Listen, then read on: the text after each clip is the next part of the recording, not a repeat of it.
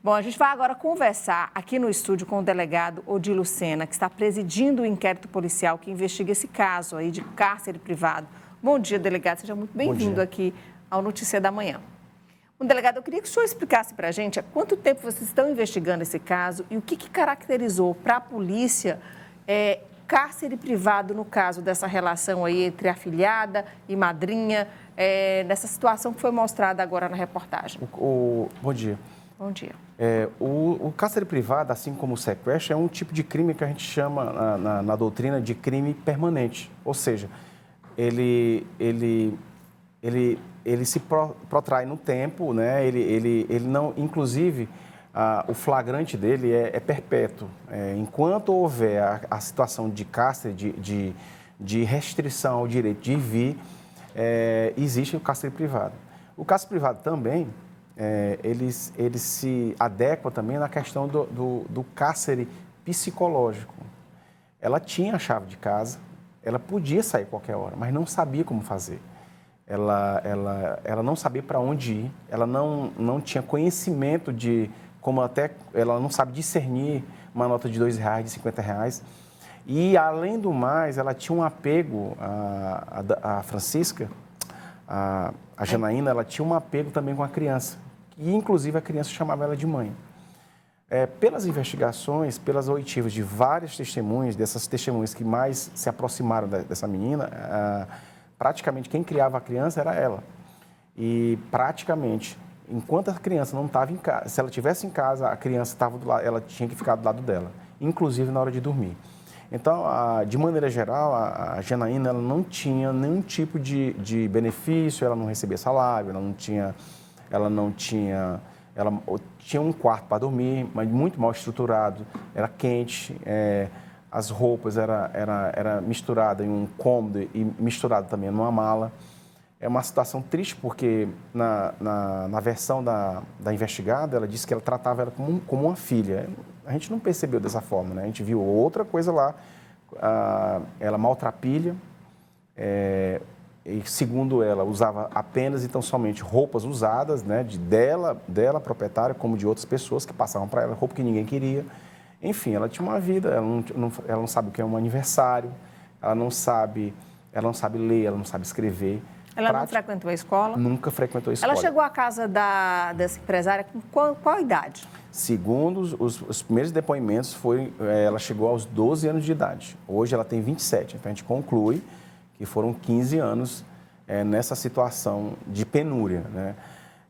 Como eu disse inclusive a gente falou isso para a defesa, que a polícia não tem lado, o lado dela, o lado da dona Francisca ou o lado da Janaína, de forma nenhuma.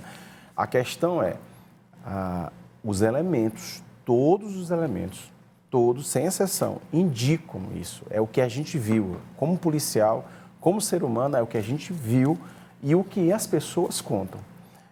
Mais ainda porque, e na hora da prisão também, foi levantado da parte dela que conhecia determinados políticos e tal, mas nosso trabalho foi executado da melhor maneira possível e com muita cautela. Envolvemos o Judiciário, o Ministério Público, justamente, a gente podia entrar a qualquer momento, a gente sabia da situação. A gente podia entrar, inclusive, sem mandado, porque se tratava de um crime permanente.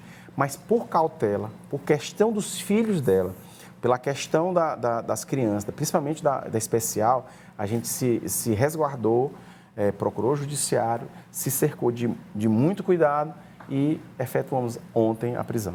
Agora, como que esse caso chegou à polícia? Como que ele foi denunciado? Nessas idas O amor é uma coisa linda, né? Uma coisa muito bonita. Nessas saídas que ela tinha de segunda e quarta-feira, ela conheceu um rapaz, um senhor de idade, já um senhor.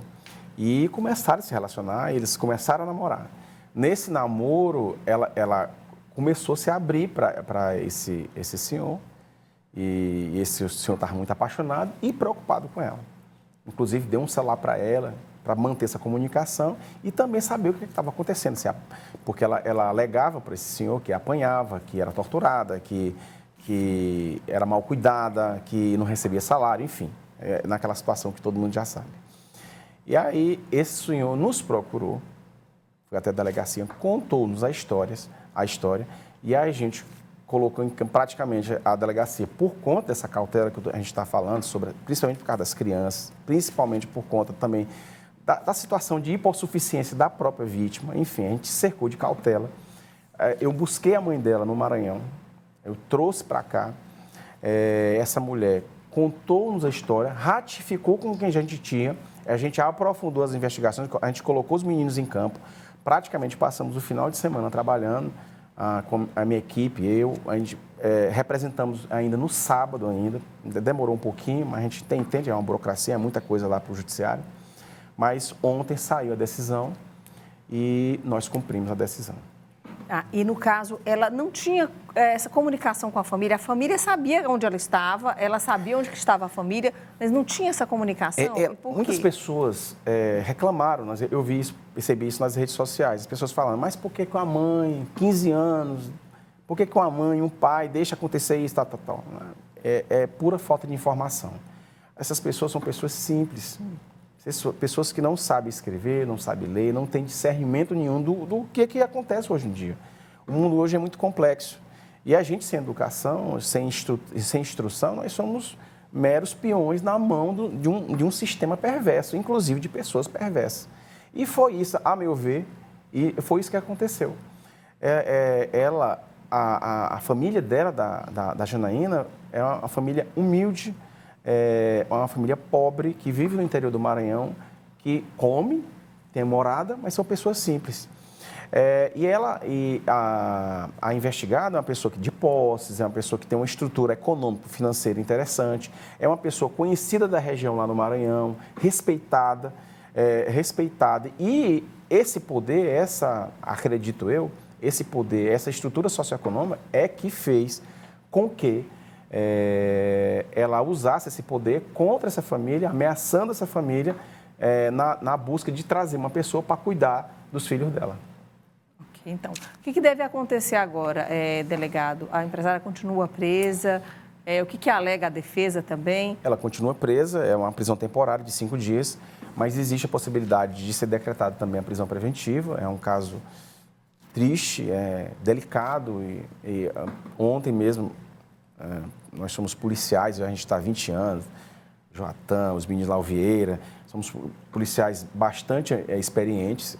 Ontem praticamente quase todo mundo se emocionou. Quem lê os autos do inquérito se emociona, né, por conta de, se tudo aquilo ali se confirmar, é muita maldade. Ela estava machucada quando a gente pegou ontem, os exames iniciais do IML já indicam traumas nas costelas, nos lábios, no corpo, né? Tem tanto machucado antigo como machucado recente.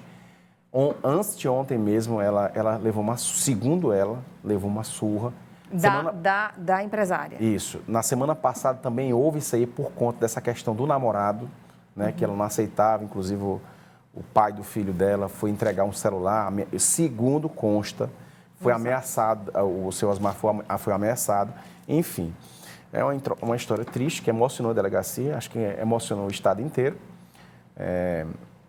que aconteceu conosco. Graças a Deus, esse período turbulento da vida dessa menina parou, ela já está com a mãe, está feliz, já tem outra expressão facial, e a questão trabalhista, questão previdenciária e civil já está em andamento com um advogado que já está constituído. Ok, então, muito obrigada. Conversei aqui com o delegado Odílio Lucena, que está presidindo aí esse caso aí, dessa denúncia de cárcere privado contra uma jovem de 27 anos. Bom, então a gente continua dizendo que o espaço está aberto para que a empresária, o advogado da empresária, possa se posicionar, possa dar a versão deles e possa se defender dessas acusações. Muito obrigada, delegado.